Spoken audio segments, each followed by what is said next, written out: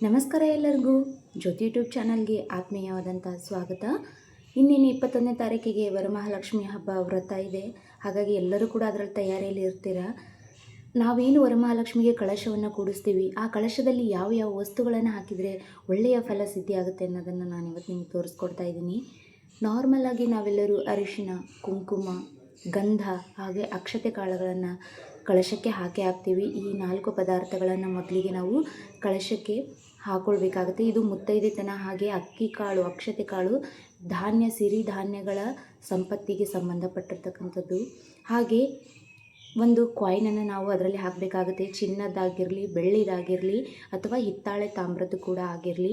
ಅದು ಇಲ್ಲ ಅಂದರೆ ನೀವು ನಿಮ್ಮ ಮನೆಯಲ್ಲಿರುವಂಥ ನಾರ್ಮಲ್ ಕಾಯಿನ್ ಕೂಡ ಹಾಕೋಬಹುದು.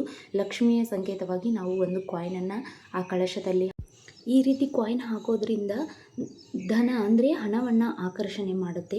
ಮತ್ತು ಕಳಶ ಮುಖ್ಯವಾಗಿ ತಾಮ್ರ ಅಥವಾ ಹಿತ್ತಾಳೆದ್ದೇ ಆಗಿರಬೇಕು, ಅಥವಾ ಬೆಳ್ಳಿ ಅದಕ್ಕಿಂತಲೂ ಶ್ರೇಷ್ಠ ಇದ್ದರೆ ಬೆಳ್ಳಿದು ಕೂಡ ಉಪಯೋಗ ಮಾಡ್ಕೊಳ್ಳಿ. ದಯವಿಟ್ಟು ಸ್ಟೀಲ್ ಕಳಶಗಳನ್ನೆಲ್ಲ ಯಾರೂ ಇಡಕ್ಕೆ ಹೋಗಬೇಡಿ. ಅದಾದಮೇಲೆ ನಾವು ಗಂಗಾಜಲವನ್ನು ಹಾಕ್ತೀವಿ. ಗಂಗಾಜಲ ಯಾಕೆ ಹಾಕೋದು ಅಂತಂದರೆ ಅಲ್ಲಿ ಕಳಶಕ್ಕೆ ಹಾಕಿರುವಂತಹ ನೀರು ಪರಿಶುದ್ಧವಾಗಿ, ಪವಿತ್ರವಾಗಿ, ಪೂಜನೀಯವಾಗಿ ಇರಲಿ ಅಂತ. ಹಾಗೆ ಒಂದು ತುಳಸಿ ದಳವನ್ನು ಹಾಕ್ತೀವಿ. ಯಾಕೆ ಅಂದರೆ ತುಳಸಿ ವಿಷ್ಣುವಿಗೆ ಬಹಳ ಪ್ರಿಯವಾದದ್ದು.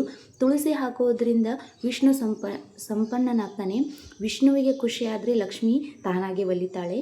ಇನ್ನು ಒಂದು ಹೂವು ಹಾಕಬೇಕು. ಅದರಲ್ಲೂ ಕೆಂಪು ಹೂವು ಅಂದರೆ ವರಮಹಾಲಕ್ಷ್ಮಿಗೆ ಬಹಳ ಶ್ರೇಷ್ಠ ಮತ್ತು ಬಹಳ ಪ್ರಿಯವಾದಂಥ ಹೂವು. ಯಾವುದಾದರೂ ಒಂದು ಕೆಂಪು ಹೂವನ್ನು ಹಾಕಿ ಅದರಲ್ಲಿ ಕಳಶದಲ್ಲಿ. ಅದಾದಮೇಲೆ ಈ ಒಣ ಖಾದ್ಯಗಳು ಅಂದರೆ ಡ್ರೈ ಫ್ರೂಟ್ಸ್ ಏನೇನು ಬರ್ತವೆ ಅವುಗಳನ್ನು ನಾವು ಹಾಕಬೇಕಾಗತ್ತೆ. ನೀವು 2, 5, 6 ಹೀಗೆ ಎಷ್ಟಾದರೂ ಹಾಕ್ಕೊಳ್ಳಿ. ಗೋಡಂಬಿ, ಆಮೇಲೆ ಬಾದಾಮಿ, ಆಮೇಲೆ ಏಲಕ್ಕಿ ಮಾತ್ರ ಮರಿದೇ ಹಾಕಿ. ಯಾಕಪ್ಪ ಅಂದರೆ ಅದು ಒಳ್ಳೆ ಸುವಾಸನೆ ಬೀರುವಂಥದ್ದಾಗಿರುತ್ತೆ. ಎಲ್ಲಿ ಸುಗಂಧಭರಿತವಾಗಿರುತ್ತೆ ಅಲ್ಲಿ ಲಕ್ಷ್ಮಿಗೆ ಬಹಳ ಇಷ್ಟವಾಗುತ್ತೆ. ಹಾಗಾಗಿ ಮತ್ತು ಒಂದು 5 ಲವಂಗಗಳನ್ನು ಹಾಕ್ತಾಯಿದ್ದೀನಿ. ಅದು ಕೂಡ ಅಷ್ಟೇ ನೆಗೆಟಿವ್ ಎನರ್ಜಿನ ತೆಗೆದು ಹಾಕುತ್ತೆ. ಅಲ್ಲಿ ಒಂದು ಪಾಸಿಟಿವ್ ವೈಬ್ ಇರೋ ಥರ ಅದು ಅಲ್ಲಿ ಕ್ರಿಯೇಟ್ ಮಾಡುತ್ತೆ. ನೀವು ತಾಮ್ರ, ಬೆಳ್ಳಿ ಈ ರೀತಿ ಒಂದು ಕಳಶಕ್ಕೆ ನೀವು ಏನು ಹಾಕ್ತೀರಿ, ಯಾವ ವಸ್ತುವನ್ನು ಹಾಕ್ತೀರಿ, ಆ ವಸ್ತುವಿನ ಲಾಭ ಬಂದೇ ಬರುತ್ತೆ. ಹಾಗಾಗಿ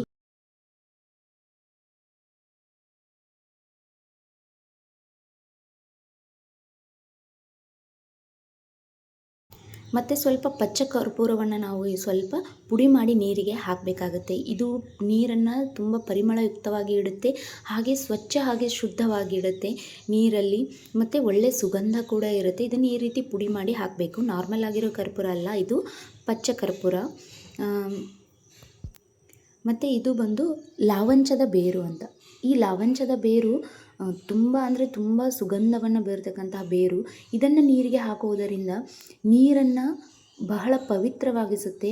ಹಾಗೆ ಯಾವುದೇ ಕಲುಷಿತ ಆಗದೆ ಇರೋ ರೀತಿ ನೋಡಿಕೊಳ್ಳುತ್ತೆ. ಹಾಗೆ ಅದು ದೇವಿಗೆ ತುಂಬ ಇಷ್ಟವಾದದ್ದು. ಮತ್ತು 5 ಕವಡೆಗಳನ್ನು ಹಾಕ್ತಾಯಿದ್ದೀನಿ. ಅದು ಹಳದಿ ಕವಡೆಗಳು. ಅವಕ್ಕೆ ನಾವು ಲಕ್ಷ್ಮೀ ಕವಡೆ ಅಂತ ಕರಿತೀವಿ. ಅವೆಲ್ಲ ಲಕ್ಷ್ಮಿಗೆ ಪ್ರಿಯವಾದಂಥ ವಸ್ತುಗಳು. ಇವು ಕಮಲದ ಬೀಜಗಳು. ಲಕ್ಷ್ಮೀ ದೇವಿ ಹುಟ್ಟಿರೋದೇ ಕಮಲದಲ್ಲಿ. ಹಾಗಾಗಿ ಕಮಲದ ಹೂ ಸಿಗದೇ ಇದ್ದರೂ ಕಮಲದ ಬೀಜಗಳನ್ನು ನಾವು ಕಳಶಕ್ಕೆ ಹಾಕಬೇಕಾಗುತ್ತೆ. ನಿಮಗೆ ಎಷ್ಟಾಗುತ್ತೋ ಅಷ್ಟು 5, 6 ಹೀಗೆ. ಇದು ಗೋಮತಿ ಚಕ್ರ. ಗೋಮತಿ ಚಕ್ರ ಅಂದರೆ ಇದು ವಿಷ್ಣುವಿನ ಹತ್ರ ಇರುವಂತಹ ಚಕ್ರದ ಸಂಕೇತ. ಇದರಿಂದ ವಿಷ್ಣು ಕೂಡ ಖುಷಿಯಾಗೋದ್ರಿಂದ ಮತ್ತು ಲಕ್ಷ್ಮೀ ದೇವಿ ಕೂಡ ಒಲಿತಾಳೆ ಅಂತಕ್ಕಂಥದ್ದು. ಹಾಗೆ ಇದು ನೋಡಿ ಜವಾದ್ ಪೌಡ್ರ್ ಅಂತ. ಇದು ಒಂದು ಒಳ್ಳೆಯ ಪರಿಮಳವನ್ನು ಬೀರ್ತಕ್ಕಂತಹ ಪೌಡ್ರಾಗಿರುತ್ತೆ. ಇದು ನಿಮಗೆ ಇವೆಲ್ಲ ಐಟಮ್ಸ್ ಎಲ್ಲಿ ಸಿಗುತ್ತೆ ಅಂದರೆ ಪೂಜಾ ಅಂಗಡಿಗಳಲ್ಲಿ. ಇವೆಲ್ಲ ವರಮಹಾಲಕ್ಷ್ಮಿ ಹಬ್ಬಕ್ಕೆ ಬೇಕಾಗುವಂಥ ಎಲ್ಲ ಐಟಮ್ಗಳು ಒಂದೇ ಕಡೆ ಸಿಗುತ್ತೆ. ಅವ್ರು ಕೇಳಿದರೆ ಅವರೇ ಕೊಟ್ಬಿಡ್ತಾರೆ. ನೀವು ಫಸ್ಟ್ ಟೈಮ್ ಮಾಡೋರಾದರೆ ಹೋಗಿ ಅವ್ರ ಹತ್ರ ಕೇಳ್ಬೋದು. ಈ ಜವಾದ್ ಪೌಡ್ರು ಒಂದು ಒಳ್ಳೆ ಪರಿಮಳವನ್ನು ಬೀರುತ್ತೆ. ಎಲ್ಲಿ ಒಳ್ಳೆಯ ಸುಗಂಧ ಮತ್ತು ಪರಿಶುದ್ಧತೆ ಇರುತ್ತೆ ಅಲ್ಲಿ ಲಕ್ಷ್ಮೀ ದೇವಿ ತಾನಾಗಿ ಒಲಿತಾಳೆ. ಈ ರೀತಿ ಜವಾದ್ ಪೌಡ್ರನ್ನು ಕೂಡ 1 ಚಿಟಿಕೆಯಷ್ಟು ಹಾಕಬೇಕಾಗುತ್ತೆ ನಾವು ಕಳಶಕ್ಕೆ. ಅದಾದಮೇಲೆ ಇದು ಬಂದು ಪುನುಗು ಬಗ್ಗೆ ಈಗೆಲ್ಲ ನೀವು ಇನ್ಸ್ಟಾಗ್ರಾಮ್ ಪ್ರತಿಯೊಂದರಲ್ಲೂ ಆ್ಯಡಲ್ಲಿ ಕೇಳಿರ್ತೀರ. ಇದು ಒಂದು ನೆಗೆಟಿವ್ ಎನರ್ಜಿನ ನಮ್ಮಿಂದ ದೂರ ಇಡುತ್ತೆ. ಇದನ್ನು ನಾವು ಹಣೆಗೆ ತಿಲಕವಾಗಿ ದೇವಿಗೆ ಹಚ್ಚಬೇಕು. ಇದು ಬಂದು ಅರಗಜ. ಇದು ಬಂದು ದೃಷ್ಟಿ ದೋಷವನ್ನು ನಿವಾರಣೆ ಮಾಡುತ್ತೆ. ಇದನ್ನು ನಾವು ನಮ್ಮ ವರಮಹಾಲಕ್ಷ್ಮಿಗೆ ಎಷ್ಟು ದೃಷ್ಟಿಯಾಗಿರುತ್ತೆ ಅದಕ್ಕೋಸ್ಕರ ನಾವು ಇದನ್ನು ದೇವಿಗೆ ಹಚ್ಚಬೇಕಾಗುತ್ತೆ. ಈ ಥರ ಎಲ್ಲ. ಇದು ಬಂದು ಎಡಮುರಿ ಮತ್ತು ಬಲಮುರಿ ಕಾಯಿ ಅಂತ ನಿಮಗೆಲ್ಲರಿಗೂ ಗೊತ್ತೇ ಇರ್ಬೋದು. ಇದು ನಿಮ್ಮ ಹತ್ರ ಇದೆ ಅಂದರೆ ಇದನ್ನು ಕೂಡ ಕಳಶಕ್ಕೆ ಹಾಕ್ಬೋದು. ಈ ಎಲ್ಲ ವಸ್ತುಗಳನ್ನು ಹಾಕಿ ನಾವು ಕಳಶದಲ್ಲಿ ಪೂಜೆ ಮಾಡುವುದರಿಂದ ಸಾಕ್ಷಾತ್ ಮಹಾಲಕ್ಷ್ಮಿಯ ಕಳಶದಲ್ಲಿ ಆಹ್ವಾನ ಮಾಡಿದಾಗ ನಮ್ಮ ಮನೆಯಲ್ಲಿ ಬಂದು ನೆಲೆಸ್ತಾಳೆ ಅಂತಕ್ಕಂಥದ್ದು ನಂಬಿಕೆ. ಇವತ್ತಿನ ಮಾಹಿತಿ ನಿಮಗೇನಾದರೂ ಯೂಸ್ಫುಲ್ ಅಂತ ಅನಿಸಿದರೆ, ಇಷ್ಟ ಆಗಿದ್ದರೆ ಒಂದು ಲೈಕ್ ಮಾಡಿ, ಶೇರ್ ಮಾಡಿ. ಹಾಗೆ ಇನ್ನಷ್ಟು ಹೆಚ್ಚಿನ ಮಾಹಿತಿಗಾಗಿ ನನ್ನ ಚಾನಲ್ನ ಸಬ್ಸ್ಕ್ರೈಬ್ ಮಾಡ್ಕೊಳ್ಳಿ.